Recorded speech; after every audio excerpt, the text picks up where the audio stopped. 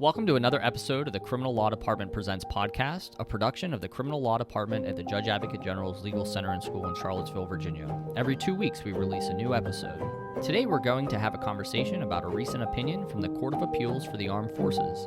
Please note that these episodes may contain facts and circumstances surrounding criminal trials. Listener discretion is advised. All rise! Hear ye, hear ye, hear ye. The Honorable United States Court of Appeals of the Armed Forces is now open and in session. God save the United States of America and this honorable.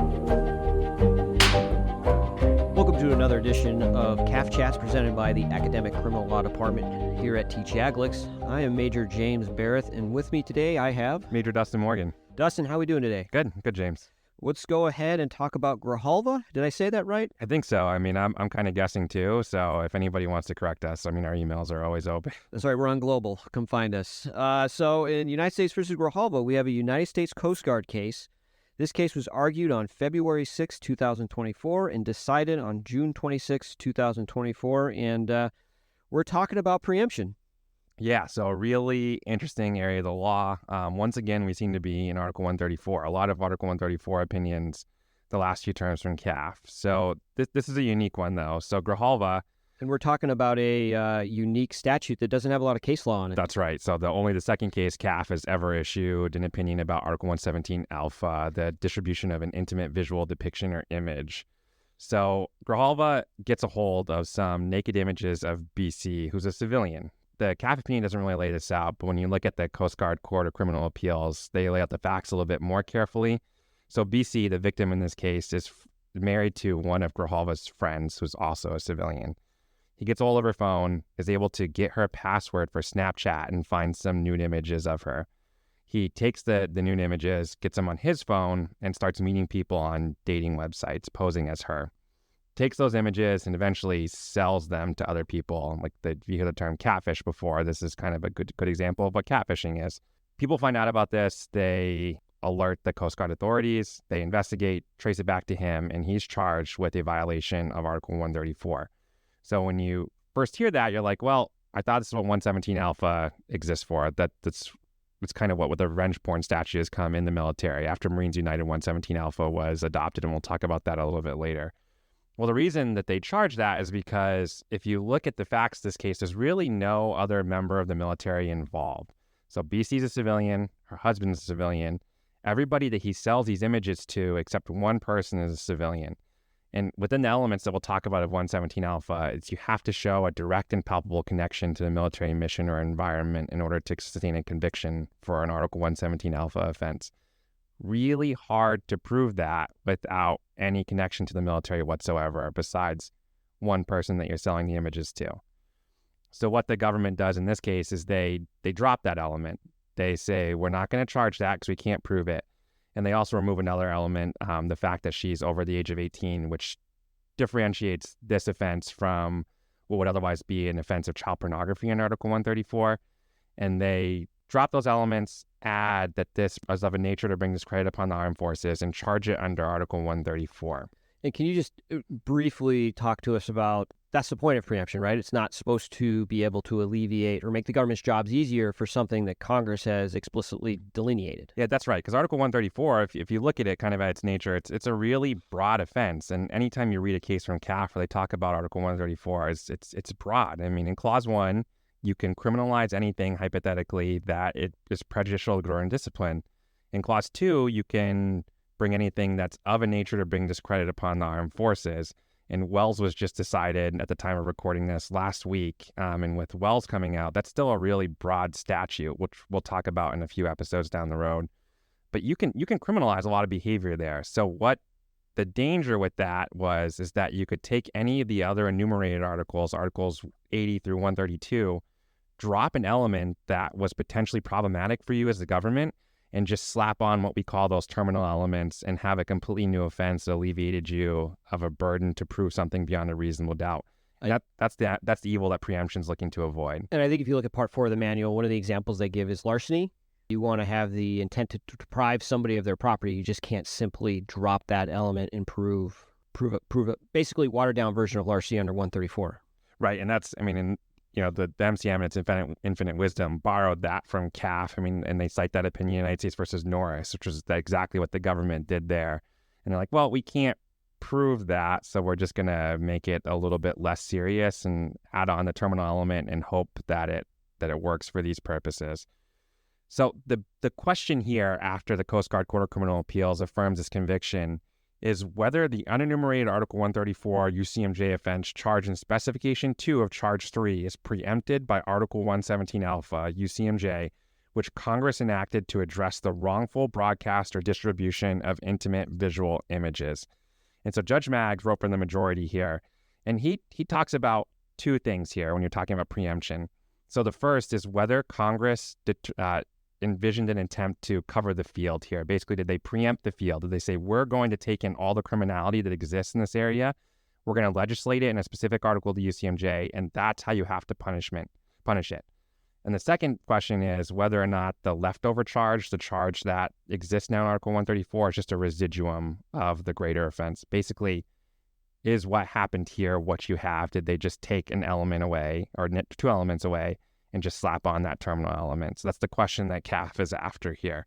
And for some of you listeners that just listened to United States versus Swisher, we talked about laying out the elements of the offense and actually comparing them, as the court did in that case. And surprise, surprise, what do they do in this case, Dustin? Well, so first they lay out the elements. And I'm going to go through the analysis here so you guys can really kind of get a hold of this and see exactly how painstaking and detailed they're going to do this, because you did talk about that in Swisher.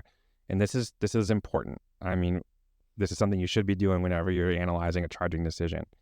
So 117 Alpha, so the wrongful broadcast and distribution of an intimate visual image. So let's talk about this monster of a statute. So it has 4 elements, and some of these elements have multiple parts, so bear with me. So a person's guilty of 117 Alpha if they knowingly and wrongfully broadcast an intimate visual image of another person who is A, at least 18 years of age, B, identifiable from the intimate visual image, and 3, does not explicitly consent. 2, who knows or reasonably should have known that the person depicted retained a reasonable expectation of privacy. 3, who knows or reasonably should have known that the broadcast is likely to cause harm or to harm substantially the depicted person with respect to that person's health, safety, business, calling, career, financial condition, reputation, or personal relationships. And finally, whose conduct had a reasonably direct and palpable connection to a military mission or military environment. So a monster of a statute. What they charged here in Specification 2 of Charge 3 is that the appellant knowingly and wrongfully broadcast an intimate visual image of BC, that BC is identifiable from the intimate visual image, that the broadcast was done without the explicit consent of BC, that appellant knew or reasonably should have known the visual image was made under circumstances in which BC retained a reasonable expectation of privacy, and that appellant knew or reasonably should have known that the broadcast was likely to cause harm or to harm substantially BC with respect to her safety, business, calling, career, reputation, or personal relationships.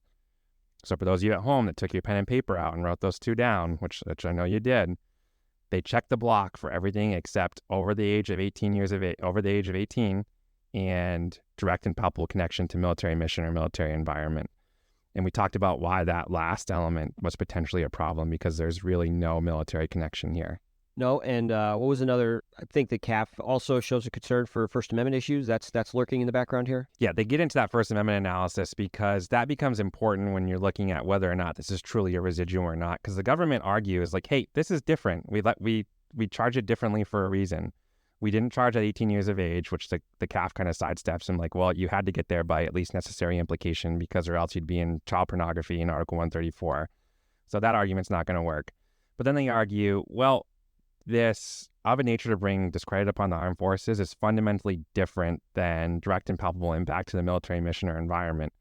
Judge Maggs is like not so fast because we have Wilcox lurking out there in the background. So Wilcox is probably the seminal First Amendment case when it comes to speech issues that really sets the stage for everything that's going to follow for it. We talked about Wilcox a little bit a few weeks ago, and we talked about Rocha, but it kind of rears its head here again today.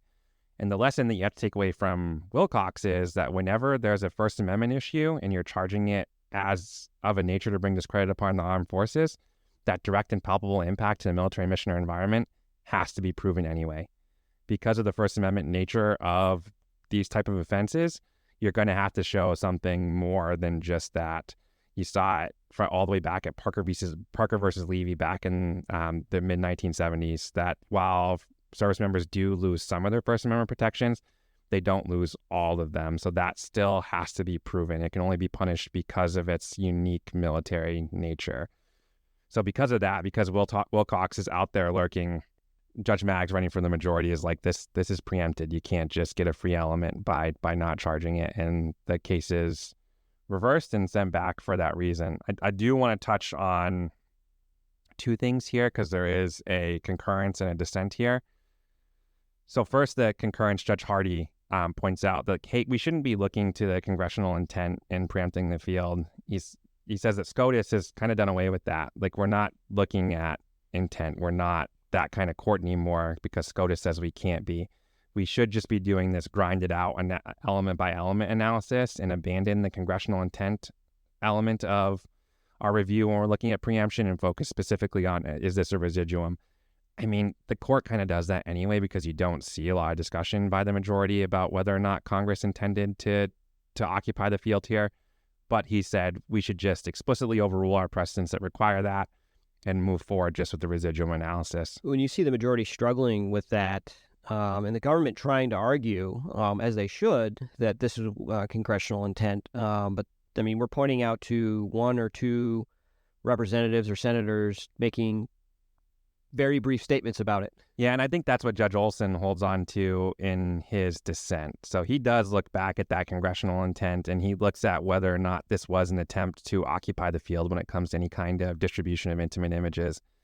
And he points to some language in the legislative history, which a unanimous Coast Guard court points to when they uphold this conviction, where they're like, hey, this was a direct response to the Marines United scandal. For those listeners that don't know, in the mid 2000 teens, there was a social media group that existed where members of the Marine Corps were posting intimate images of other Marine members.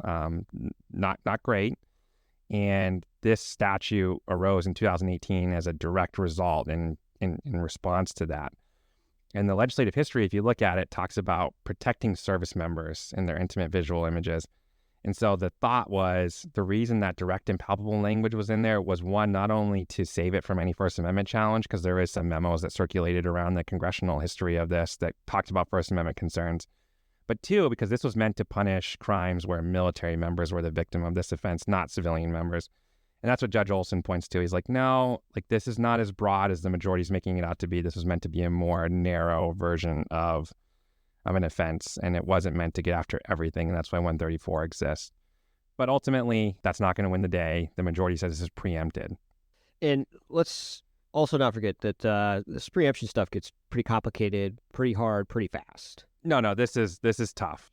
When I teach the OBC and when I teach the grad course even about Article 134 offenses, I call 134 the choose your own adventure statute, because you really can criminalize anything. The first thing I tell any new practitioner and even any seasoned practitioner is, if you're going to create a new offense, is you need to call an adult before you start doing that. I don't know who that adult is. It's definitely not me. But you need to put some thought into it, and you need to look at every possible article where the defense could raise, like, hey, this is preempted, it's not meant to be here. You need to look within Article 134 itself into the presidentially enumerated portions of 134, because there's a really good argument that, even though not explicitly cognized, you could be stepping on the president's toes in his narrowing of 134. And when you look at the elements, you are breaking it down to mens rea and actus reus for each element, not just the actual, this is a general intent crime. Yep. We say that all the time. It's like, well, no. This element means the general intent. Yep. And I think you see preemption also in a more complicated arena for when we start talking about negligent homicide, right? You have Article 118 out there and Article 119 that cover a whole host of computations of mens rea and the way you kill someone, and yet we still have Article 134 neg hom, which has not been found to be preempted. Right, a presidentially enumerated 134 offense. Yes. I mean, this is complicated, and I wish that there was a quick answer I could give to the field and say, like, hey, whenever you're going to venture out on your own in Article 134, like, this is what you should do. The real answer is just be thoughtful about it, have done this analysis, have thought about it, and be ready to answer that motion. Defense counsel, if you see a novel 134 offense, like alarm bells should be going off in your head, because there's a potential that there's something wrong with that. I mean, if it's novel, it may be novel for a reason, because you can't do it. So as a government, gear up for battle. As a defense counsel, like, your spidey senses should be going off if you see one of these offenses, and you should at least consider filing some sort of motion. So proceed with caution. Yes. Well, Dustin, this has definitely been enlightening. I really do appreciate you taking the time today to talk about Grijalva and preemption. Any parting words for the field? Good luck, everybody. All right. With that said, thank you, everybody. We look forward to hearing and seeing you on our next podcast here on the airwaves. So thank you. Thanks for joining us today for another episode of the Criminal Law Department Presents podcast. If anything you heard sparked a thought, we'd love to connect with you. Your comments help us create better future content for the field or the fleet. Reach out to us on Facebook or Instagram. The information can be found in the show notes for today's episode. The views expressed in today's podcast are those of the presenters and not necessarily the Judge Advocate General's Court, the Department of the Army, or the Department of Defense. Thanks, counsel, for both sides. And the court will stand in recess until further order of the court.